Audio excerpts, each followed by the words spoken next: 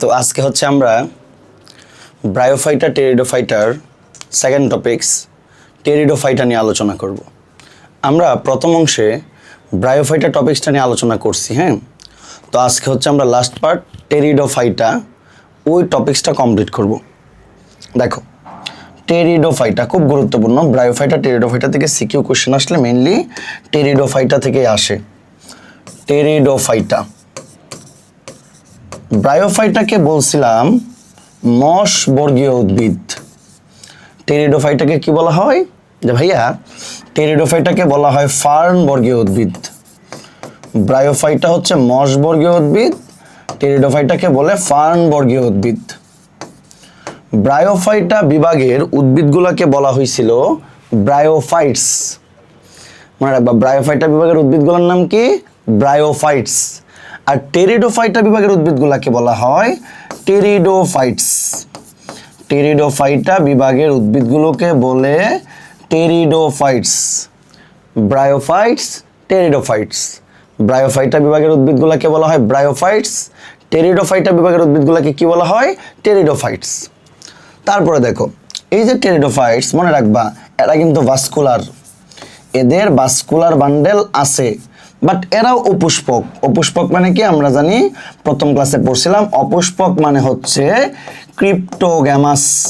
এই জন্য এদেরকে বলে ভাস্কুলার ক্রিপ্টোগ্যামাস। তোমাদের একটা জিনিস শিখিয়ে দিয়েছিলাম, মনে আছে কিনা? অ্যাভাস্কুলার কে কে, অ্যাভাস্কুলারগুলো মনে রাখার একটা ট্রিক শিখিয়ে দিয়েছিলাম। অ্যাভাস্কুলার তিনজন, শৈবাল, ছত্রাক, মশ। যে ভাই, শৈবাল, ছত্রাক, মশ, এদের তিনজনকে বলা হয় অ্যাভাস্কুলার। তো দেখো, মশের পরে ফার্ন, তাহলে ফার্ন বা টেরিডোফাইটা কি ভাস্কুলার? মশ পর্যন্ত অ্যাভাস্কুলার, কিন্তু ফার্ন কেমন? ফার্ন হচ্ছে ভাই ভাস্কুলার।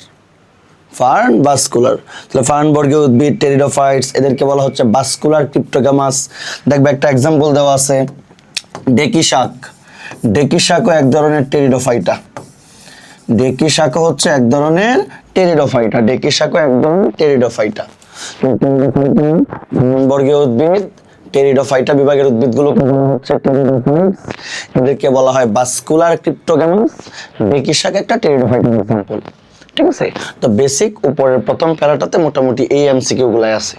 তোমরা দেখো, টেরিডোফাইটার বৈশিষ্ট্য, নর্মালি ব্রায়োফাইটা টেরিডোফাইটার বৈশিষ্ট্য আলাদা করে আসে না, এটা পার্থক্য হিসাবে আসে, দুইটার পার্থক্য হিসাবে আসে।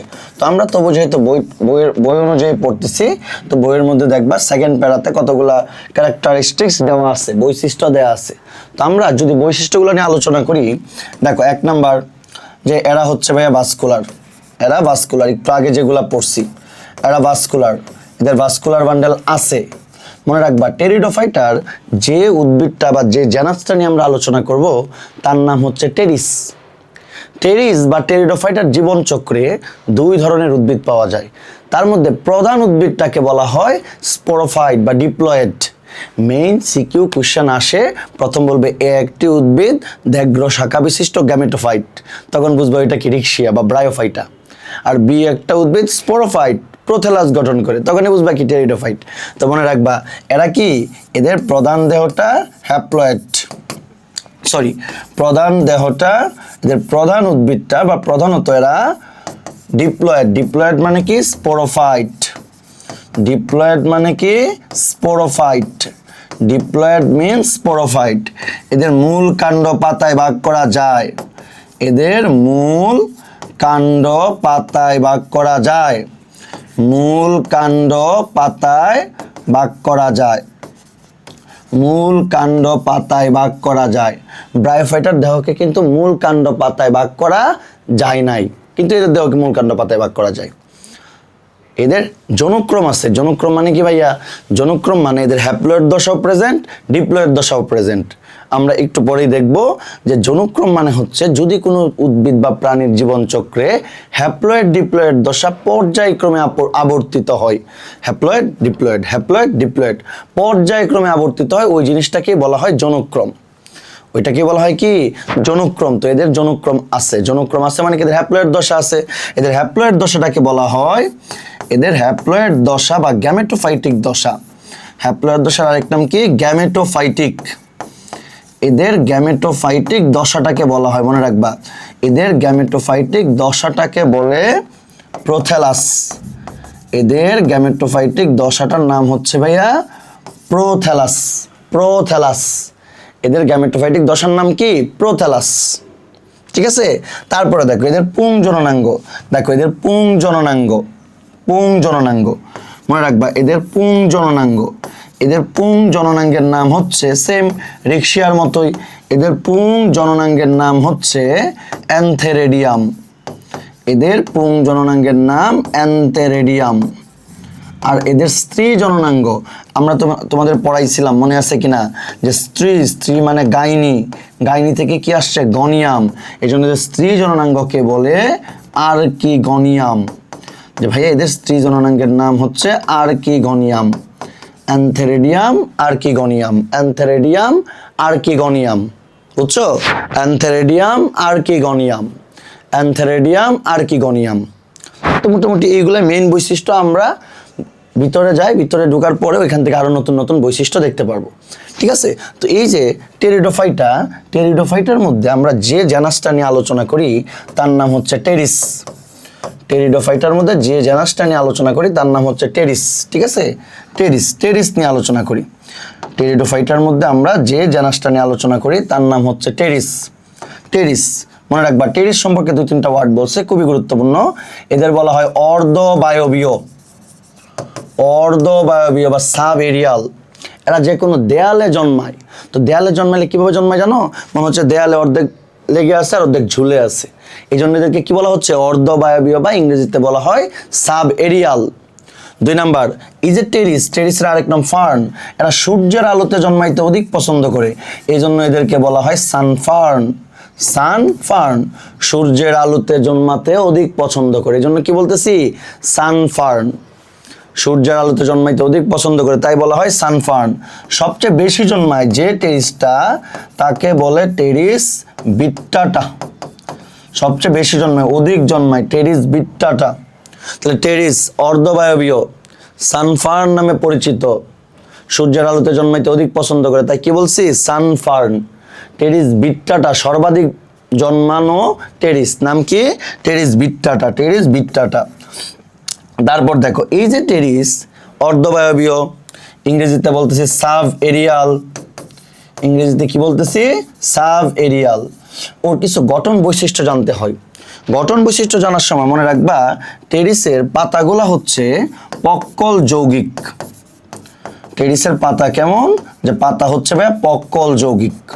পাতা পক্কল যৌগিক। যে ভাই পাতা পক্কল যৌগিক বলতে কি বোঝাচ্ছেন?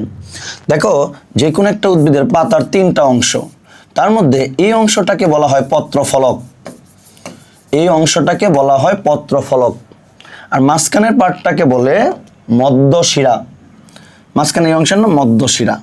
মনে রাখবা, যদি কোনো পাতায় পত্রফলক একটা থাকে তাকে বলে সরল পাতা। পত্রফলক একটা, সরল পাতা। আর পত্রফলক যদি একাধিক থাকে, একাধিক, তখন তাকে বলে যৌগিক পাতা। পত্রফলক একাধিক থাকলে ওই পাতার নাম কি? যৌগিক পাতা। তো টেরিসের পাতাকে বলে পক্কল যৌগিক। কেন? কারণ ওদের পাতায় পত্রফলক একাধিক। এই যে একটা পাতা, এই যে পাতা, এই যে এগুলো হলো পত্রফলক, এগুলো হলো পত্রফলক। তাহলে পত্রফলক একাধিক, যে কারণে কি বলতেছি? পক্কল যৌগিক। আমরা টেরিসের পাতাকে বলতেছি পক্কল যৌগিক। কেন? পত্রফলক একাধিক। পত্রফলক একাধিক থাকলে ওই পাতাকে বলা হয় যৌগিক। আর যদি এই যে দেখো সরল পাতার ক্ষেত্রে যে জিনিস মধ্যশিরা, যৌগিক পাতার ক্ষেত্রে ওই জিনিসকে বলা হয় র্যাকিস। যৌগিক পাতার ক্ষেত্রে ওই জিনিসকে বলা হয় র্যাকিস। যদি এরকম হয় র্যাকিসের 2 পাশে পত্রফলক সংখ্যা সমান থাকে, জোড়ায় জোড়ায় অবস্থান করে, তাকে বলা হয় পক্কল যৌগিক। 2 নাম্বার, ফার্নের পাতা। মনে রাখবা পাতা কি ধরনের? পক্কল যৌগিক ধরনের। পাতাকে কি বলা হয়? মনে রাখবা ফার্নের পাতাকে বলা হয় ফ্রন্ট। ফার্নের পাতাকে বলা হয় ফ্রন্ট। কি ধরনের? পক্কল যৌগিক। কচি পাতাগুলা কুণ্ডলিত থাকে। কচি পাতা, ফার্নের কচি পাতা কুণ্ডলিত থাকে, কচি পাতা কুণ্ডলিত থাকে, কচি পাতা কুণ্ডলিত। এই যে কচি পাতা কুণ্ডলিত থাকে, এই বিন্যাসটাকে বলা হয় সার্সিনেট ভার্নেশন। সার্সিনেট ভার্নেশন, কচি পাতা মুকুল অবস্থায় কুণ্ডলিত থাকে, যাকে আমরা কি বলতেছি? সার্সিনেট ভার্নেশন। সার্সিনেট ভার্নেশন। আর এই যে মুকুল অবস্থায় পাতাগুলো কুণ্ডলিত আছে, কুণ্ডলিত কচি পাতাগুলাকে বলা হয় ক্রোজিয়ার।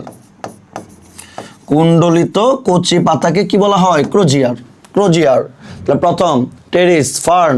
ফার্নের প্রথম পাতাগুলা কেমন? পক্কল যৌগিক। টেরিসের পাতার নাম কি? মনে রাখবা, ফার্নের পাতাকে কি বলা হয়? ফ্রন্ট।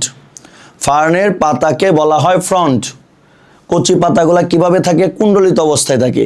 এই যে কচি পাতা কুণ্ডলিত আছে, এই বিন্যাসটাকে কি বলতেছি? সার্সিনেট ভার্নেশন। সার্সিনেট ভার্নেশন। সার্সিনেট ভার্নেশন। আর লাস্ট ওয়ান, কুণ্ডলিত কচি পাতার আরেকটা নাম আছে ক্রোজিয়ার। পাতা পক্কল যৌগিক ধরনের, পাতাকে বলা হচ্ছে ফ্রন্ট, মুকুল অবস্থায় কুণ্ডলিত থাকতেছে, যে বিন্যাসটাকে কি বলতেছে? সার্সিনেট ভার্নেশন। আর কুণ্ডলিত কচি পাতাকে কি বলা হয়? ক্রোজিয়ার। কুণ্ডলিত কচি পাতাকে বলা হচ্ছে ক্রোজিয়ার। লাস্ট ওয়ান, ফার্নের প্রতিটা পত্রখণ্ডককে বলা হয় পিনা। ফার্নের প্রতিটা পত্রখণ্ডককে কি বলা হয়? পিনা। ফার্নের প্রতিটা পত্রখণ্ডককে বলা হয় পিনা। তো পাতা সম্পর্কে এই শব্দগুলো মনে রাখো। পাতা পক্কল যৌগিক, ফার্নের পাতা ফ্রন্ট নামে পরিচিত, কচি পাতাগুলো কুণ্ডলিত অবস্থায় থাকে, যে বিন্যাসটাকে বলা হচ্ছে সার্সিনেট ভার্নেশন। আর ফার্নের কুণ্ডলিত কচি পাতাকে বলা হচ্ছে ক্রোজিয়ার। আর প্রতিটা পত্রখণ্ডককে কি বলা হচ্ছে? যে ভাইয়া, প্রতিটা পত্রখণ্ডককে বলা হচ্ছে পিনা। প্রতিটা পত্রখণ্ডককে বলা হচ্ছে পিনা। তারপরে দেখো নেক্সট, এই যে ফার্ন, এদের ভাস্কুলার বান্ডেল আছে, আমরা পড়ছি অ্যাভাস্কুলার তিনজন, শৈবাল, ছত্রাক, মশ। তাহলে ফার্ন কি? ভাস্কুলার। শৈবাল, ছত্রাক, মশ যদি অ্যাভাস্কুলার হয়, ফার্ন কি? ভাস্কুলার। ভাস্কুলার। ভাস্কুলার বান্ডেল আছে। আর আমরা জানি ভাস্কুলার বান্ডেল মেইনলি তৈরি হয় দুইটা জিনিস দিয়ে। একটাকে বলা হয় জাইলেম, আর একটা অংশকে বলা হয় ফ্লুয়েম। একটা অংশকে বলা হয় জাইলেম, আর একটা অংশের নাম কি? Phloem. Xylem, phloem, xylem, phloem. Xylem, phloem দিয়ে ভাস্কুলার বান্ডেল গঠিত। টেরিসের ক্ষেত্রে টেরিসের ভাস্কুলার বান্ডেল মনে রাখবা, টেরিসের ভাস্কুলার বান্ডেল জাইলেম কেন্দ্রিক। টেরিসের ভাস্কুলার বান্ডেলকে কি বলা হয়? জাইলেম কেন্দ্রিক। জাইলেম কেন্দ্রিক। সেন্টারে থাকবে জাইলেম, চারপাশে থাকবে ফ্লুয়েম, যাকে বলে জাইলেম কেন্দ্রিক। এটা কি ইংরেজিতে একটা টার্ম ইউজ করে, বুঝছো? ইংরেজিতে বলা হয় হেড্রোসেন্ট্রিক। হেড্রোসেন্ট্রিক।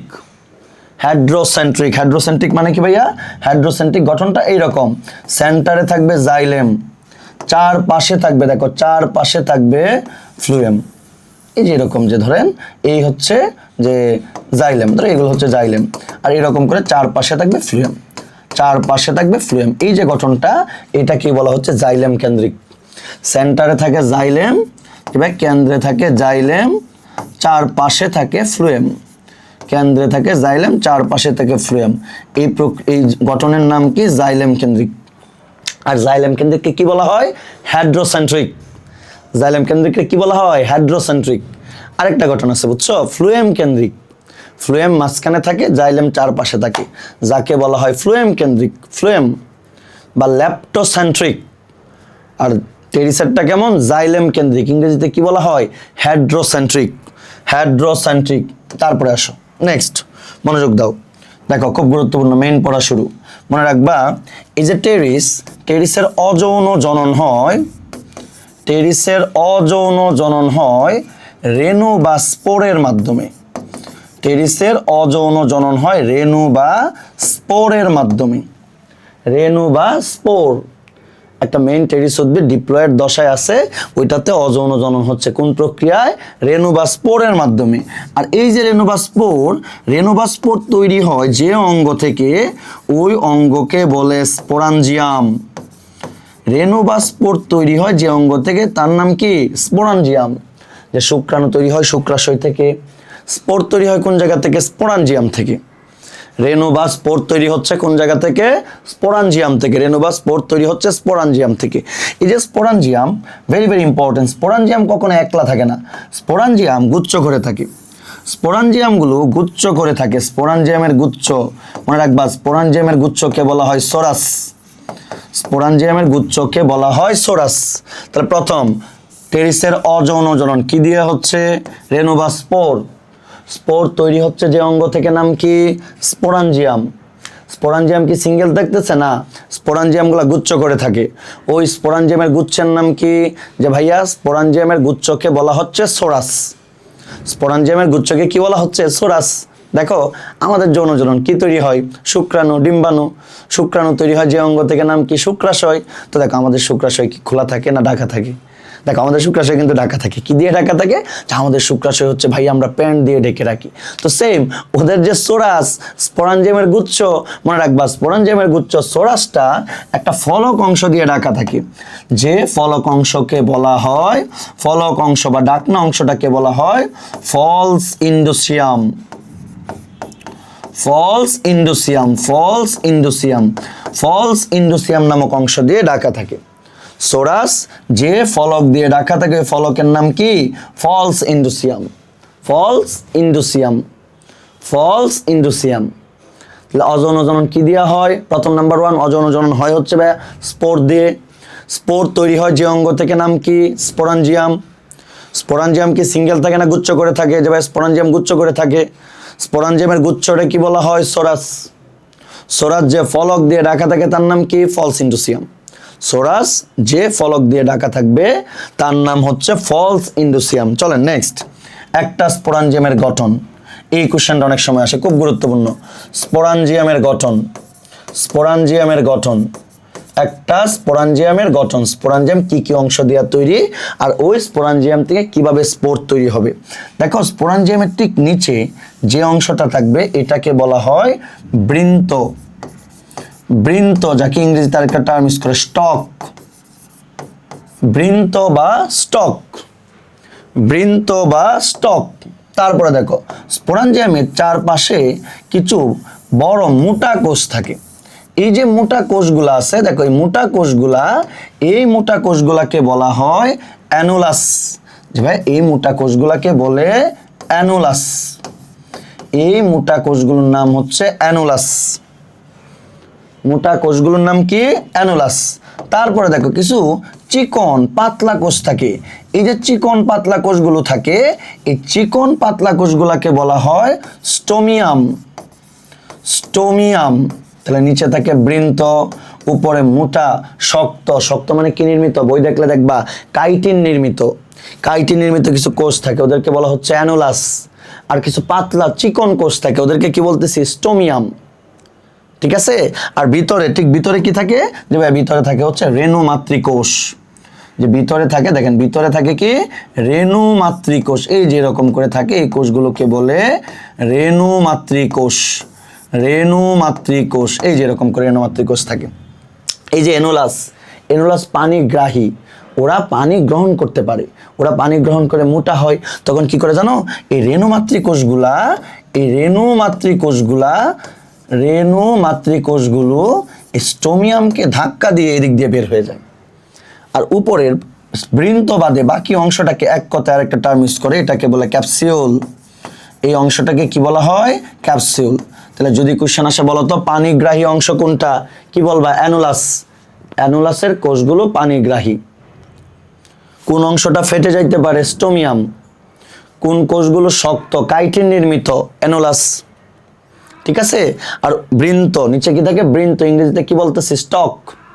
এই যে রেণু মাতৃকোষ, এখন আমাদের পড়া হচ্ছে রেণু মাতৃকোষ নিয়ে। এই যে রেণু মাতৃকোষ, মনে রাখবা এক একটা স্পোরাঞ্জিয়ামে রেণু মাতৃকোষ থাকে 16টা। একটা স্পোরাঞ্জিয়ামে রেণু মাতৃকোষ থাকবে 16টা। দেখো একটা স্পোরাঞ্জিয়ামে রেণু মাতৃকোষ থাকে 16টা। একটা স্পোরাঞ্জিয়ামে রেণু মাতৃকোষ। প্রথম রেণু মাতৃকোষগুলো হচ্ছে ডিপ্লয়েড। ডিপ্লয়েড মানে কি? 2 সেট ক্রোমোজোম আছে। ডিপ্লয়েড মানে কি? 2 সেট ক্রোমোজোম আছে। রেণু মাতৃকোষ একটা স্পোরাঞ্জিয়ামে কয়টা থাকে? 16টা। একটা স্পোরাঞ্জিয়ামে রেণুমাতৃকোষ থেকে 16টা রেণুমাতৃকোষ। দেখেন এই রেণুমাতৃকোষের মধ্যে কোন কোষ বিভাজন হয়? যে ভাইয়া রেণুমাতৃকোষের মধ্যে মায়োসিস কোষ বিভাজন হয়। রেণুমাতৃকোষে মায়োসিস কোষ বিভাজন হয়। তো মায়োসিস কোষ বিভাজন হলে আমরা জানি একটা থেকে 4টা কোষ তৈরি করে। তো রেণুমাতৃকোষ থেকে কি তৈরি হবে? রেণু তৈরি হবে, রেণু, যাকে বলা হচ্ছে স্পোর। রেণু বা স্পোর। যেহেতু মায়োসিস কোষ বিভাজন হয়েছে তাহলে 2n 2 সেট ক্রোমোজোম কি হয়ে যাবে? হ্যাপ্লয়েড n, হ্যাপ্লয়েড n এ পরিণত হবে। এবং একটা থেকে 4টা, তাহলে 16টা থেকে কয়টা? 64টা। তাহলে মনে রাখবা রেণু বা স্পোর মোট তৈরি হয় 64টা। একটা রেণুমাতৃকোষ থেকে 4টা তৈরি হয়, কিন্তু আমরা দেখতেছি একটা স্পোরাঞ্জিয়ামে রেণুমাতৃকোষ আছে 16টা। তাহলে 16টা থেকে রেণু বা স্পোর কয়টা তৈরি হবে? 64টা। এই যে রেণু বা স্পোর হ্যাপ্লয়েড দশা শুরু হয়ে গেছে। আমরা জানি রেণু বা স্পোর কেমন? মায়োসিস কোষ বিভাজনের মাধ্যমে তৈরি হয়েছে। আর মায়োসিস কোষ বিভাজনের মাধ্যমে তৈরি হয়েছে এই জন্য কি হ্যাপ্লয়েড। এই রেণু বা স্পোর জাস্ট বড় হয়, রেণু বা স্পোর জাস্ট বড় হয়। বড় হওয়াকে কি বলতেছে? অঙ্কুরিত হওয়া। রেণু বা স্পোর জাস্ট বড় হয়। বড় হওয়াকে কোন শব্দ বলতেছি? যে ভাইয়া বড় হওয়াকে বলা হয় অঙ্কুরিত হওয়া। মনে রাখবা রেণু বা স্পোর অঙ্কুরিত হয়ে যে গঠনটা তৈরি করে তাকেই বলা হয় প্রোথ্যালাস। তাকেই বলা হচ্ছে প্রোথ্যালাস। গ্যামেটোফাইটিক পর্যায় শুরু, গ্যামেটোফাইটিক পর্যায় শুরু। তাহলে প্রোথ্যালাস কেমন? হ্যাপ্লয়েড, জাস্ট অঙ্কুরিত হয়েছে, বড় হয়েছে। গ্যামেটোফাইটিক পর্যায় শুরু। কোশ্চেন আসে গ্যামেটোফাইটিক পর্যায়ের প্রথম কোষের নাম কি? মনে রাখবেন গ্যামেটোফাইটিক পর্যায়ের প্রথম কোষের নাম হচ্ছে রেণু বা স্পোর। রেণু বা স্পোর। এখন আসেন আমাদের এখন পড়ার টপিকস হচ্ছে রেণু বা প্রোথ্যালাস। আমরা এখন প্রোথ্যালাস নিয়ে পড়াশোনা করব। বুঝছো? এই পর্যন্ত আবার একটু বলি রিক্যাপচুলার। দেখো অযৌন জনন, অযৌন জনন কি দিয়া হয়? রেণু বা স্পোরের মাধ্যমে। স্পোর তৈরি হয় যে অঙ্গ থেকে তার নাম কি? স্পোরাঞ্জিয়াম। স্পোরাঞ্জিয়ামগুলো সিঙ্গেল থাকে না, গুচ্ছ করে থাকে। ওই স্পোরাঞ্জিয়ামের গুচ্ছগুলোকে কি বলা হয়? সোরাস। সোরাস একটা ফলক অংশ দিয়ে ঢাকা থাকে। আমাদের যেরকম শুক্রাশয়ে ঢাকা থাকে প্যান্ট দিয়ে, ওদের সোরাস ঢাকা থাকে ফলস এন্ডোসিয়াম দিয়ে। ওদের সোরাস ঢাকা থাকে কি দিয়ে? ফলস এন্ডোসিয়াম দিয়ে। একটা স্পোরাঞ্জিয়ামের গঠন দেখো, ঠিক নিচে থাকবে বৃন্ত, যাকে বলতেছে স্টক। উপরে মোটা কোষ, মোটা কোষগুলোকে বলতেছে অ্যানুলাস, পানিগ্রাহী, কাইটিনযুক্ত। চিকন কোষ থাকে, ওদেরকে বলতেছে স্টোমিয়াম। আর ভিতরে কি থাকতেছে? রেণুমাতৃকোষ। একটা স্পোরাঞ্জিয়ামে রেণুমাতৃকোষ থেকে কয়টা? 16টা। ওই রেণুমাতৃকোষে কোন কোষ বিভাজন হয়? মায়োসিস। মায়োসিস হলে একটা থেকে কয়টা তৈরি হবে? 4টা। তাহলে 16টা থেকে কয়টা তৈরি হবে? 64টা। তাহলে 64টা রেণু বা স্পোর তৈরি হয়। 64টা রেণু বা স্পোর তৈরি হয়। এই রেণু বা স্পোর জাস্ট অঙ্কুরিত হয়, বড় হয়। রেণু বা স্পোর অঙ্কুরিত হওয়ার মাধ্যমে যে জিনিস তৈরি করে তাকেই বলা হয় প্রোথ্যালাস। যে ভাইয়া তাকে বলা হয় প্রোথ্যালাস। তো চলেন আমাদের এখন পড়ার টপিকসের নাম হচ্ছে prothallus. Very very important. Prothallus, একটা প্রোথ্যালাসের গঠন, একটা প্রোথ্যালাসের গঠন এরকম করে আসে। দেখো প্রোথ্যালাস, প্রথম মনে রাখবা প্রোথ্যালাস দেখতে হৃৎপিণ্ড আকৃতির। বলো প্রোথ্যালাস দেখতে কি আকৃতির? হৃৎপিণ্ড আকৃতির, হৃৎপিণ্ড আকৃতির, হৃৎপিণ্ড আকৃতির, হৃৎপিণ্ড আকৃতির, হার্ট শেপড। নাম্বার 2, প্রোথ্যালাস কিন্তু হ্যাপ্লয়েড। হ্যাপ্লয়েডের কি বলতেছি? Gametophyte, gametophyte. 3 নম্বরে মনে রাখবা প্রোথ্যালাস সবুজ বর্ণের।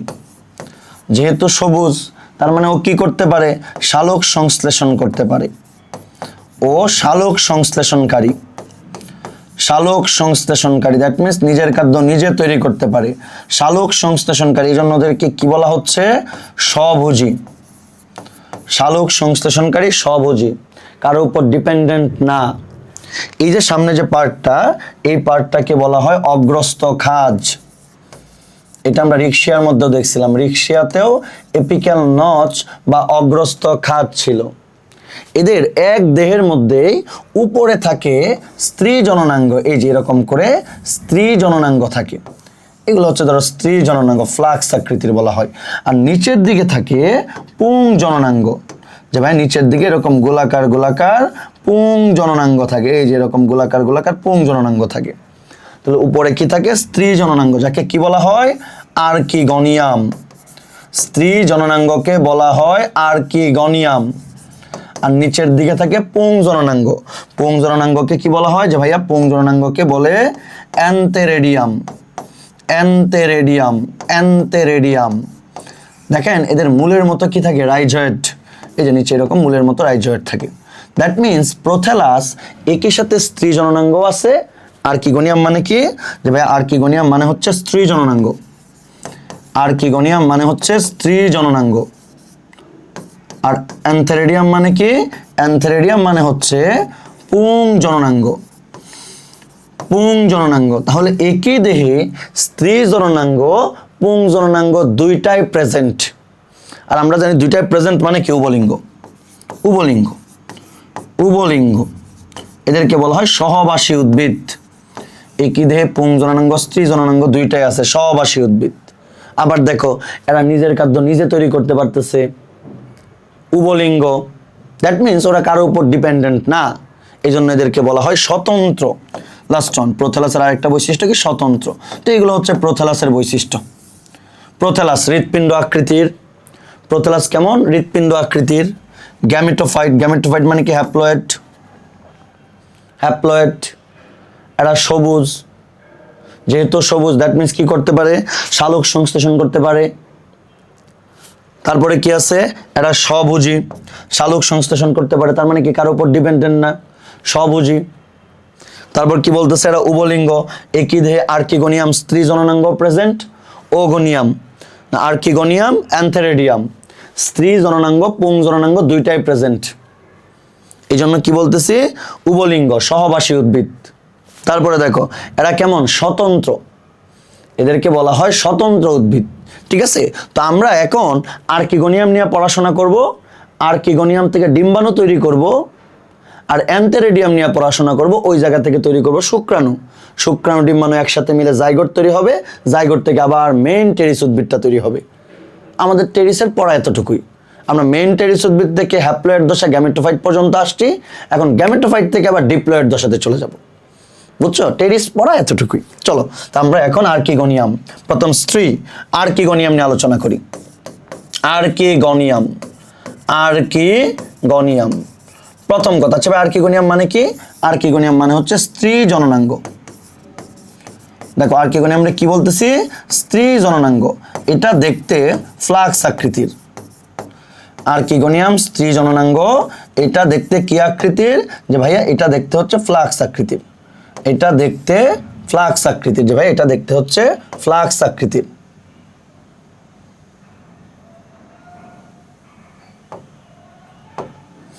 দেখো এটা দেখতে কি আকৃতির? যে ভাই এটা দেখতে হচ্ছে ফ্লাক্স আকৃতির। আর্কিগনিয়াম স্ত্রী জননাঙ্গ ফ্লাক্স আকৃতির।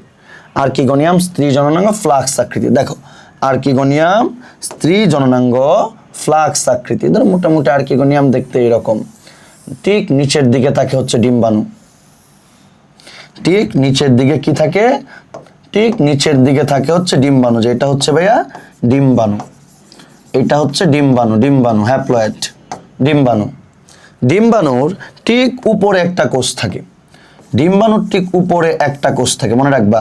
ডিম্বাণুর ঠিক উপরে যে কোষটা থাকে এটাকে বলা হয় উদরীয় নালিকা কোষ। একটা নালীর মধ্যে আছে, এই জন্য বলতেছে নালিকা কোষ। একটা কথা মনে রাখবা, উদরীয় নালিকা কোষ কয়টা? ফিক্সড। উদরীয় নালিকা কোষ একটা। ডিম্বাণু, ডিম্বাণু ঠিক উপরে উপরে উপরে উপরে উদরীয়, উপরে উদরীয়, উপরে উদরীয়। আমি এরকম করে মনে রাখতাম, উপরে উদরীয়। উদরীয় নালিকা কোষ কয়টা? একটা। এই উদরীয় নালিকা কোষের উপরে মনে রাখবা, উদরীয় নালিকা কোষের পরে যে কোষগুলো থাকে এদেরকে বলা হয় গ্রীবা নালিকা কোষ। যে ভাইয়া এদেরকে কি বলা হয়? নেক গ্রীবা নালিকা কোষ। গ্রীবা নালিকা কোষ। গ্রীবা নালিকা কোষ কয়টা? একাধিক। যে উদরীয় নালিকা কোষ হচ্ছে ভাই একটা, কিন্তু গ্রীবা নালিকা কোষ কয়টা? দেখবা যে উদরীয় নালিকা কোষ একটা, কিন্তু গ্রীবা নালিকা কোষ কি? একাধিক। গ্রীবা নালিকা কোষ একাধিক। গ্রীবা নালিকা কোষ একাধিক। তাহলে ডিম্বাণু, ডিম্বাণুর উপরে কি আছে? যে ভাই ডিম্বাণুর উপরে আছে উদরীয় নালিকা কোষ। ডিম্বাণুর উপরে আছে উদরীয় নালিকা কোষ। তাহলে ডিম্বাণু, ডিম্বাণুর উপরে কি আছে? উদরীয় নালিকা কোষ। উদরীয় নালিকা কোষ কয়টা? তাহলে আর্কিগনিয়ামে কি থাকে ভাইয়া? ডিম্বাণু থাকে। আর্কিগনিয়ামে কি থাকে? ডিম্বাণু। ডিম্বাণুর ঠিক উপরে কি থাকে? ডিম্বাণুর ঠিক উপরে হচ্ছে ভাইয়া উদরীয় নালিকা কোষ থাকে। উদরীয় নালিকা কোষ, ভাই উদরীয় নালিকা কোষ কয়টা? মনে রাখবেন উদরীয় নালিকা কোষ একটা। এটার ঠিক উপরে কি থাকে? গ্রীবা নালিকা কোষ। এখন দেখেন এই গ্রীবা নালিকা কোষ, যে ভাই গ্রীবা নালিকা কোষ কয়টা? মনে রাখবা গ্রীবা নালিকা কোষ হচ্ছে একাধিক। উদরীয় নালিকা কোষ হচ্ছে একটা, গ্রীবা নালিকা কোষ একাধিক। গ্রীবা নালিকা কোষ একাধিক, উদরীয় নালিকা কোষ একটা, গ্রীবা নালিকা কোষ একাধিক। তাহলে আর্কিগোনিয়াম প্রথম। আর্কিগোনিয়াম জিনিসটা আসলে কি? যে ভাই আর্কিগোনিয়াম হচ্ছে স্ত্রী জননাঙ্গ। আর্কিগোনিয়াম কি আকৃতির? ফ্লাক্স আকৃতির। আর্কিগোনিয়ামের ভিতরে কি তৈরি হয়? আর্কিগোনিয়ামের ভিতরে ডিম্বাণু তৈরি হয়। ডিম্বাণুর ঠিক উপরে যে কোষটা থাকে তাকে বলা হয় উদরীয় নালিকা কোষ। উদরীয় নালিকা কোষ কয়টা থাকে? একটা থাকে। তার উপরের কোষগুলোর নাম কি? গ্রীবা নালিকা কোষ। গ্রীবা নালিকা কোষ কতগুলো? যে ভাইয়া গ্রীবা নালিকা কোষ একাধিক। উদরীয় নালিকা কোষ একটা, কিন্তু গ্রীবা নালিকা কোষ কি একাধিক। ঠিক আছে? তারপরে দেখো নেক্সট, যখন শুক্রাণু আসে, মনে রাখবা যখন শুক্রাণু আসে শুধু নিচে ডিম্বাণুটা প্রেজেন্ট থাকে। শুধু নিচে ডিম্বাণুটা প্রেজেন্ট থাকে, বাকি উপরের যে কোষগুলো আছে গ্রীবা নালিকা কোষ, উদরীয় নালিকা কোষ, এই কোষগুলো বিগলিত হয়ে যায়। এই কোষগুলো কি হয়ে যায়? বিগলিত হয়ে যায়। শুধু নিচে ডিম্বাণুটা থাকবে, উপরের কোষগুলো বিগলিত হয়ে যায়। আর এই যে রাস্তাটা পিচ্ছিল হয়। পিচ্ছিল হয় কি দিয়ে? তোমরা দেখবে একবারে লাস্টে লাইনে দেওয়া আছে দুইটা এম থাকে। এম ফর ম্যালিক অ্যাসিড, নালিটা ম্যালিক অ্যাসিড, আর একটা এম ফর মিউসিলেস। তাহলে ম্যালিক অ্যাসিড আর হচ্ছে মিউসিলেস, ম্যালিক অ্যাসিড আর হচ্ছে মিউসিলেস দিয়ে পুরা নালিকাটা পিচ্ছিল হয়ে থাকে। Mucilage malic acid, mucilage malic acid, mucilage malic acid. তাহলে আমাদের স্ত্রী জননাঙ্গ পড়া শেষ। আর্কিগোনিয়াম ফ্লাক্স আকৃতির, ডিম্বাণু থাকে, ডিম্বাণুর ঠিক উপরে উদরীয় নালিকা কোষ, তার সামনে কি থাকে? গ্রীবা নালিকা কোষ। উদরীয় নালিকা কোষ কয়টা? যে উদরীয় নালিকা কোষ হচ্ছে একটা, গ্রীবা নালিকা কোষ কতগুলো? একাধিক। আর যখন শুক্রাণু আসে দুই পাশের কোষগুলো কি হয়ে যায়? বিগলিত হয়ে যায়। আর ডিম্বাণুর কাছে আসার জন্য রাস্তাটাকে পিচ্ছিল রাখে কে? মিউসিলেস, সাথে কে থাকে? Malic acid. বুঝছো? তারপরে দেখো স্ত্রী জননাঙ্গের পরে পুং জননাঙ্গ। পুং জননাঙ্গ, পুং জননাঙ্গ যাকে বলা হচ্ছে অ্যান্থেরেডিয়াম। পুং জননাঙ্গ যাকে কি বলা হচ্ছে? অ্যান্থেরেডিয়াম। পুং জননাঙ্গকে বলা হয় অ্যান্থেরেডিয়াম। স্ত্রী জননাঙ্গকে বলে আর্কিগোনিয়াম। পুং জননাঙ্গরে কি বলা হচ্ছে? অ্যান্থেরেডিয়াম। এই যে পুং জননাঙ্গ, এই পুং জননাঙ্গের মধ্যে থাকে শুক্রাণু মাতৃকোষ। পুং জননাঙ্গের মধ্যে শুক্রাণু মাতৃকোষ, যার আরেক নাম হলো অ্যান্ড্রোসাইট। শুক্রাণু মাতৃকোষ বা অ্যান্ড্রোসাইট থাকে। শুক্রাণু মাতৃকোষ বা অ্যান্ড্রোসাইট থাকে। মনে রাখবা শুক্রাণু মাতৃকোষ বা অ্যান্ড্রোসাইট থেকে কয়টা? 20 থেকে 50টা। শুক্রাণু মাতৃকোষ বা অ্যান্ড্রোসাইট থাকে কয়টা? শুক্রাণু মাতৃকোষ বা অ্যান্ড্রোসাইট থাকে যে ভাই 20 থেকে 50টা। 20 থেকে 50টা শুক্রাণু মাতৃকোষ বা অ্যান্ড্রোসাইট থাকে। এখন দেখো এই যে পুং জননাঙ্গ অ্যান্থেরেডিয়াম, পুং জননাঙ্গের মধ্যে শুক্রাণু মাতৃকোষ বা অ্যান্ড্রোসাইট, এই শুক্রাণু মাতৃকোষ থেকে শুক্রাণু তৈরি হয়। কিন্তু শুক্রাণু মাতৃকোষের ঠিক উপরে একটা বন্ধা আবরণী থাকে। উপরে বন্ধা আবরণী থাকে। শুক্রাণু মাতৃকোষের উপরে বন্ধা আবরণী থাকে। ভাই এটা মানে কি? দেখেন শুক্রাণু মাতৃকোষ, এটা থেকে শুক্রাণু তৈরি হয়। শুক্রাণু মাতৃকোষের উপরে যে আবরণটা থাকে ওই আবরণী কোষগুলা জননে অংশ নেয় না। আর জননে অংশ নেয় না এটাকে কি বলা হচ্ছে? বন্ধা। যে বাচ্চা হয় না ওকে কি বলা হয়? বন্ধা বলা হয় না? ইম্পর্টেন্স। তো সেম, যে কোষগুলা জননে অংশ নিচ্ছে না ওরা একটা আবরণী তৈরি করে, বন্ধা আবরণী। মনে রাখবা এই বন্ধা আবরণীর মধ্যে ভেরি ভেরি ইম্পর্টেন্ট, দুই ধরনের 3টা কোষ থাকে। বন্ধা আবরণীতে দুই ধরনের 3টা কোষ থাকে। বন্ধা আবরণীতে দুই ধরনের 3টা কোষ থাকে। বন্ধা আবরণীতে দুই ধরনের 3টা কোষ থাকে। যে ভাইয়া দুই ধরনের কি কি ধরন? দেখেন এই যে দুই ধরনের 3টা কোষ। প্রথম নাম্বার 1, একটাকে বলা হয় বলয় কোষ। বলয় কোষ বা ইংরেজিতে বলা হয় রিং সেল। বলয় কোষ বা ইংরেজিতে কি বলা হচ্ছে? Ring sell. আর 2 নম্বরে হচ্ছে ডাকনা কোষ বা ইংরেজিতে বলা হচ্ছে কাভার সেল। ডাকনা কোষ, ডাকনা কোষ ইংরেজিতে কি বলা হচ্ছে? Cover cell. মনে রাখবা ডাকনা কোষ বা কাভার সেল হচ্ছে একটা, আর বলয় কোষ বা রিং সেল হচ্ছে দুইটা। তাহলে দেখো পুংজননাঙ্গ যাকে বলা হচ্ছে অ্যান্থেরেডিয়াম পুংজননাঙ্গ কি আকার গোলাকার। এই অ্যান্থেরেডিয়ামের মধ্যে কি থাকে যে ভাইয়া অ্যান্থেরেডিয়ামের মধ্যে শুক্রাণু মাতৃকোষ থাকে। শুক্রাণু মাতৃকোষের আরেক নাম কি যে ভাইয়া শুক্রাণু মাতৃকোষকে বলা হচ্ছে অ্যান্ড্রোসাইট। শুক্রাণু মাতৃকোষকে আমরা বলতেছি অ্যান্ড্রোসাইট থাকে। শুক্রাণু মাতৃকোষ বা অ্যান্ড্রোসাইট থাকে কয়টা? 20 থেকে 50টা। এই যে শুক্রাণু মাতৃকোষ বা অ্যান্ড্রোসাইট ওর উপর একটা আবরণ থাকে, যে আবরণ থেকে জননে অংশ নেয় না তাকে আমরা কি বলতেছি? বন্ধা আবরণ। তো বন্ধা আবরণে কয় ধরনের কোষ থাকে? 2 ধরনের। কয়টা কোষ থাকে? 3টা। কি কি? বলয় কোষ বা রিং সেল 2টা, ডাকনা কোষ বা কভার সেল 1টা। তাহলে যদি কোশ্চেন আসে ring sell is to cover sell অনুপাত কত, মনে রাখবা ring sell is to cover sell অনুপাত হচ্ছে 2:1। তাহলে দেখেন এখানে শুক্রাণু মাতৃকোষ থেকে কি তৈরি হচ্ছে? শুক্রাণু মাতৃকোষ থেকে শুক্রাণু তৈরি হয়। এই যে শুক্রাণু মাতৃকোষ থেকে শুক্রাণু তৈরি হয় মনে রাখবা, খুবই গুরুত্বপূর্ণ। এই ব্রায়োফাইটার শুক্রাণু ছিল 2 ফ্লাজেলা যুক্ত, কিন্তু টেরিডোফাইটার শুক্রাণু হচ্ছে বহু ফ্লাজেলা যুক্ত। এদের যে শুক্রাণু তৈরি হয় শুক্রাণুটা কেমন? যে ভাইয়া শুক্রাণুটা হচ্ছে বহু ফ্লাজেলা যুক্ত, অনেকগুলা ফ্লাজেলা থাকে। ব্রায়োফাইটাতে ছিল 2টা ফ্লাজেলা, কিন্তু এদের মধ্যে কি অনেকগুলা ফ্লাজেলা থাকে, বহু ফ্লাজেলা যুক্ত। তাহলে এদের শুক্রাণু তৈরি হয়। শুক্রাণুগুলো কেমন? যে রিক্সিয়ার শুক্রাণু ছিল ভাইয়া 2 ফ্লাজেলা যুক্ত, কিন্তু টেরিসের শুক্রাণু হচ্ছে বহু ফ্লাজেলা যুক্ত। ডিম্বাণু তৈরি করে ফেলছি, শুক্রাণু তৈরি করে ফেলছি। ডিম্বাণু শুক্রাণু তৈরি হওয়ার পর যে কার্যক্রমটা হয় ওই কার্যক্রমের নাম কি?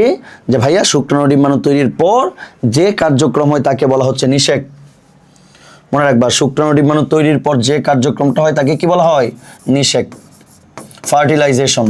এদের নিষেকে কে হেল্প করে? শিশির বিন্দুর মাধ্যমে শুক্রাণুগুলো ডিম্বাণুর কাছাকাছি আসার পর ওরা শিশির বিন্দুর মাধ্যমে শুক্রাণু ডিম্বাণুর কাছাকাছি আসার পর মিলিত হয়ে যে জিনিস তৈরি করে তাকে বলে জাইগোট।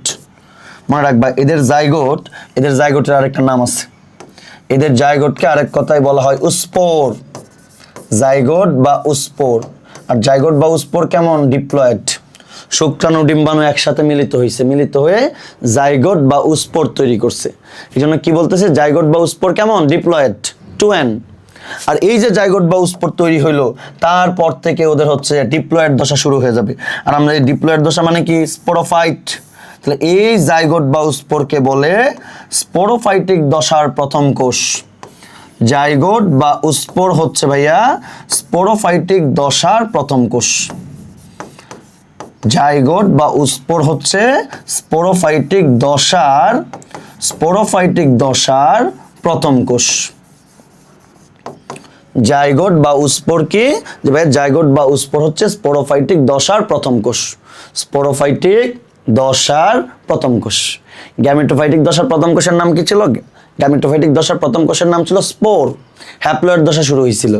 আর এখানে কি জাইগোট তৈরি হয়েছে। এই জাইগোট আবার কি করবে? মেইন উদ্ভিদ তৈরি করবে। ওই উদ্ভিদ আবার স্পোরাঞ্জিয়াম তৈরি হবে। ওই স্পোরাঞ্জিয়াম থেকে আবার স্পোর তৈরি হবে। স্পোর আবার তৈরি করবে প্রোথেলাসে আবার শুক্রাণু ডিম্বাণু একসাথে মিলে আবার কি জাইগোট। এরকম ধাপ পর্যায়ক্রমিক প্রক্রিয়া গ্যামেটোফাইটিক স্পোরোফাইটিক চলতে থাকে। আর এই যে গ্যামেটোফাইটিক স্পোরোফাইটিক পর্যায়টা ধাপে ধাপে চলতে থাকে, এটাকেই বলা হয় জনুক্রম। বলো এটাকে কি বলা হয়? যে ভাই এটাকেই বলা হয় জনুক্রম। দেখো এটাকেই বলা হচ্ছে জনুক্রম।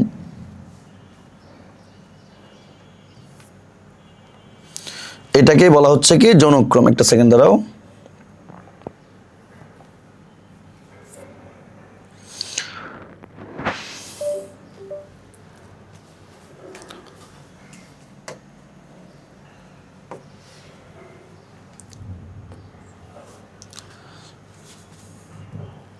তোমাদের টেরিডোফাইটার প্রথম মেইন কোশ্চেনে আসে হচ্ছে জনুক্রম ব্যাখ্যা করো। টেরিসের জনুক্রম ব্যাখ্যা করো, বুঝছো? খুব গুরুত্বপূর্ণ। টেরিসের জনুক্রম ব্যাখ্যা করো। এই টেরিসের জনুক্রমটা আসে যে টেরিডোফাইটাতে কিভাবে জনুক্রম হয়।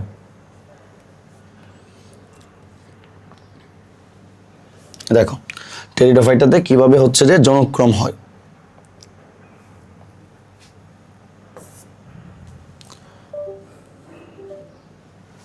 একটা সেকেন্ড দাঁড়াও।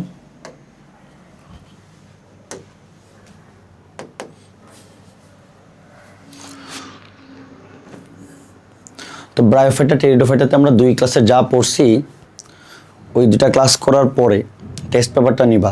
টেস্ট পেপার নিয়ে দেখবা যে বেশিরভাগ কোশ্চেন হচ্ছে মেইনলি টেরিডোফাইটা বা টেরিসের জনক্রম, আর গ নাম্বারে আসে হচ্ছে রিকশিয়ার প্রস্থচ্ছেদ, মানে রিকশিয়ার অভ্যন্তরীণ গঠন। আমরা পড়াইছি অভ্যন্তরীণ গঠনে কয়টা অঞ্চল থাকে? 3টা অঞ্চল থাকে। যে অভ্যন্তরীণ গঠনে হচ্ছে ভাইয়া 3টা অঞ্চল থাকে, 3টা অঞ্চল থাকে। দেখো কি বলছে,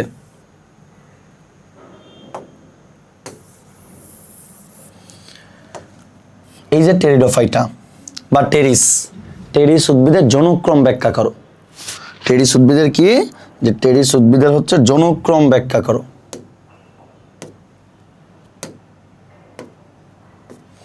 টেরিস উদ্ভিদের জনক্রম ব্যাখ্যা করো। তো প্রথম জনক্রমের সংজ্ঞাটা লাগে, কোনো জীবের জীবনচক্র সম্পন্ন করার জন্য যে ডিপ্লয়েড বা স্পোরোফাইটিক দশা, হ্যাপ্লয়েড বা গ্যামেটোফাইটিক দশার পুনরাবির্ভাব ঘটে তাকেই বলা হয় জনক্রম। হ্যাপ্লয়েড দশা, ডিপ্লয়েড দশা, 2 দশা প্রেজেন্ট থাকে কি বলা হচ্ছে? জনক্রম। একটু আগে পড়ছি টেরিসের উদ্ভিদ দেহটা কেমন? স্পোরোফাইটিক তথা ডিপ্লয়েড। স্পোরোফাইটিক দশায় কি তৈরি হয়? স্পোরাঞ্জিয়াম। স্পোরাঞ্জিয়ামের গুচ্ছকে কি বলা হয়? সোরাস। একটা স্পোরাঞ্জিয়ামের ভিতরে স্পোর মাতৃকোষ কয়টা থাকে? 16টা। কোন কোষ বিভাজন হয়? যে ভাইয়া মায়োসিস কোষ বিভাজন হয়। মায়োসিস কোষ বিভাজন প্রক্রিয়ায় কি তৈরি করে? স্পোর তৈরি করে। কয়টা? 16টা থেকে 64টা। এবং স্পোরগুলা কেমন? যে ভাই স্পোরগুলা হচ্ছে হ্যাপ্লয়েড। 64টা হ্যাপ্লয়েড স্পোর তৈরি হয়। 64টা হ্যাপ্লয়েড স্পোর তৈরি হয়। তারপরে দেখো এই হচ্ছে টেরিসের জনক্রম। এই কোশ্চেনটাই তোমাদের পরীক্ষায় আসবে। আমরা আসলে আজকের পুরা ক্লাসে এই জিনিসটাই বুঝছি। এই হচ্ছে একটা টেরিস উদ্ভিদ। এই যে দেখো স্পোরাঞ্জিয়াম তৈরি হয়েছে। স্পোরাঞ্জিয়ামগুলো সিঙ্গেল থাকে না, কি করছে? গুচ্ছ তৈরি করছে। আর আমরা জানি স্পোরাঞ্জিয়ামের গুচ্ছকে কি বলা হচ্ছে? সোরাস। আবার দেখো এই যে স্পোরাঞ্জিয়ামের গুচ্ছ সোরাস, এই যে স্পোরাঞ্জিয়ামের গুচ্ছ সোরাস, দেখো এটার উপরে একটা ডাকনা আছে, ফলক আছে। আমরা জানি ফলকের নাম কি? ফল সিন্ডোসিয়াম। তারপরে দেখো এরকম একটা স্পোরাঞ্জিয়াম নিয়ে আলোচনা করছে। নিচের অংশ বৃন্ত, 2 পাশে অ্যানুলাস, স্টোমিয়াম, রেণুমাতৃকোষ বা স্পোর মাতৃকোষ। এই যে দেখো স্পোর মাতৃকোষে কোন বিভাজন হয়েছে? মায়োসিস। রেণু তৈরি হয়েছে, 4টা রেণু একসাথে, স্পোর টেট্রাড। এই যে স্পোর জাস্ট বড় হয়েছে, বড় হয়ে কি তৈরি করছে? প্রোথ্যালাস। প্রোথ্যালাস কি আকৃতির? হার্ট আকৃতির, হৃৎপিণ্ড আকৃতির। আবার দেখো প্রোথ্যালাস থেকে কি তৈরি হচ্ছে? স্ত্রী জননাঙ্গ, যাকে কি বলা হয়? আর্কিগোনিয়াম। আর পুং জননাঙ্গ, যাকে আবার কি বলা হচ্ছে? অ্যান্থেরেডিয়াম। অ্যান্থেরেডিয়াম থেকে তৈরি হয় শুক্রাণু। কয় ফ্লাজেলা যুক্ত? বহু ফ্লাজেলা যুক্ত শুক্রাণু। আর আর্কিগোনিয়াম থেকে কি তৈরি হয়? ডিম্বাণু। আবার দেখো দুটো একসাথে যৌন মিলন হয়েছে, কি তৈরি করছে? জাইগোট। জাইগোটের আরেক নাম কি বলতেছে? উস্পোর। এই যে স্পোরোফাইটিক যৌন শুরু হয়েছে, স্পোরোফাইটিক জেনারেশন বা ডিপ্লয়েড পর্যায় শুরু হয়েছে। এই জন্য যদি কোশ্চেন আসে ডিপ্লয়েড পর্যায়ের প্রথম কোশ্চেন নাম কি? বলবা জাইগোট। নেক্সট জাস্ট জাইগোটটা বড় হয়েছে, বড় হয়ে আবার কি মেইন উদ্ভিদ তৈরি করে ফেলছে। তার মানে ওর জীবনচক্রে ডিপ্লয়েড দশাও প্রেজেন্ট, হ্যাপ্লয়েড দশাও প্রেজেন্ট। আর ডিপ্লয়েড দশা, হ্যাপ্লয়েড দশা 2 দশা প্রেজেন্ট থাকারে আমরা কি বলতেছি? উপরে দেখো বলতেছে জনক্রম। জনক্রম, অল্টারেশন অফ জেনারেশন। আর দেখেন এই যে ডিপ্লয়েড দশা আরেক নাম কি? স্পোরোফাইট। বাংলা আরেকটা টার্ম ইউজ করছে রেণুধর। আর হ্যাপ্লয়েড দশাটা কি বলে? গ্যামেটোফাইট। বাংলা আরেকটা টার্ম ইউজ করছে লিঙ্গধর। স্পোরোফাইট, গ্যামেটোফাইট, স্পোরোফাইট, গ্যামেটোফাইট 2 দশায় প্রেজেন্ট, যাকে আমরা কি বলতেছি? যে আমরা বলতেছি ভাই জনক্রম। আমরা বলতেছি জনক্রম। দেখো আমরা বলতেছি কি? জনক্রম। তারপরে দেখো এই যে জনক্রম হয়, ওদের যে জনক্রম হয়, দেখো ওদের যে জনক্রমটা হয়, এই জনক্রমে মনে রাখবা ওদের যে জনক্রম হয়, জনক্রমে হ্যাপ্লয়েড দশা, ডিপ্লয়েড দশা 2 দশার আকার আকৃতি সমান না। মনে রাখবা আকার আকৃতি সমান না, অসমান হয়, ভিন্ন হয়। ভিন্ন ভিন্ন ভিন্ন আকার আকৃতিতে কি বলে?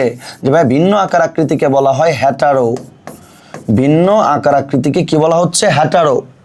ভিন্ন আকার আকৃতিকে বলা হচ্ছে হ্যাটারো। দুটার অবস্থান গঠন সমান না, অঙ্গ সংস্থান গঠন, গঠনকে বলা হয় মরফোলজি। গঠনকে কি বলা হয়? যে ভাই গঠনকে বলে মরফোলজি। মরফোলজি 9-10-এ পড়ছিলাম, মনে আছে কিনা? মরফোলজি। তাহলে গঠন দুইটার ভিন্ন, হ্যাটারো আর মরফোলজি থেকে আসছে মরফিক। এই জন্য দেখেন কি বলছে, হ্যাটারোমরফিক বা বিষম আকৃতির জনক্রম দেখা যায়। তাহলে এদের যে জনক্রম দেখা যায়, জনক্রমের নাম কি? বিষম আকৃতির বা হ্যাটারোমরফিক জনক্রম। এই কোশ্চেনটা আসবে 3 নম্বরে। ব্রায়োফাইটা, টেরিডোফাইটা বা রিক্সিয়া টেরিসের পার্থক্য দেখো। রিক্সিয়া মূল উদ্ভিদটা কেমন ছিল? Haploid gametophyte. টেরিস মূল উদ্ভিদ diploid. Riccia avascular, Pteris vascular. রিক্সিয়াতে কোনো সোরাস তৈরি হয় না, কিন্তু টেরিসে কি স্পোরাঞ্জাইমের গুচ্ছ, যাকে বলতেছি সোরাস। রিক্সিয়ার দেহকে মূলকাণ্ড পাতায় ভাগ করা যায় না, কিন্তু টেরিসের দেহকে কি মূলকাণ্ড পাতায় ভাগ করা যায়? রিক্সিয়ার শুক্রাণু 2 ফ্লাজেলা যুক্ত ছিল, আর আমরা একটু আগে দেখলাম টেরিসের শুক্রাণু কয় ফ্লাজেলা? বহু ফ্লাজেলা যুক্ত। যে টেরিসের শুক্রাণু হচ্ছে বহু ফ্লাজেলা যুক্ত। রিক্সিয়াতে তৈরি হয় কি? প্রোটোনেমা বা থ্যালাস। আর টেরিডোফাইটাতে কি তৈরি হয়? প্রোথ্যালাস। ভাইয়া টেরিডোফাইটাতে তৈরি হয় প্রোথ্যালাস। আজকে এই পর্যন্ত আমরা ইনশাআল্লাহ টেরিডোফাইটাতে যা যা ছিল ইচ এন্ড এভরিথিং কভার করার চেষ্টা করেছি। প্লাস আমরা যা পড়ছি, এখন তোমার কাজ হচ্ছে তুমি টেরিসের বৈশিষ্ট্যগুলো পড়বা। আগে টেরিসের বৈশিষ্ট্য পড়ার দরকার নাই, আগে ভিতরের জিনিস পড়তে হয়, তারপর বৈশিষ্ট্যের মধ্যে জানতে হয়। কারণ বৈশিষ্ট্য তো মুখস্থ করার জিনিস না। বিষয়ের ভিতরের টপিকসগুলো যদি পড়ে ফেলো, তখন তুমি বৈশিষ্ট্যর মধ্যে দেখবা যে জিনিসগুলো খুব ইজি লাগতেছে। আর আগে যদি বৈশিষ্ট্য পড়তে যাও, তাহলে দেখবা কতগুলো নতুন টার্ম, ফলস ইন্ডুসিয়াম, তোমার মনে হবে এটা আবার কি, সোরাস এটা আবার কি, ঠিক আছে, ক্যাপসিউল এটা আবার কি। তো এজন্য আগে হচ্ছে ভিতরের পড়া পড়বা, তারপর বৈশিষ্ট্যগুলো পড়বা। ঠিক আছে, আজকে এই পর্যন্তই।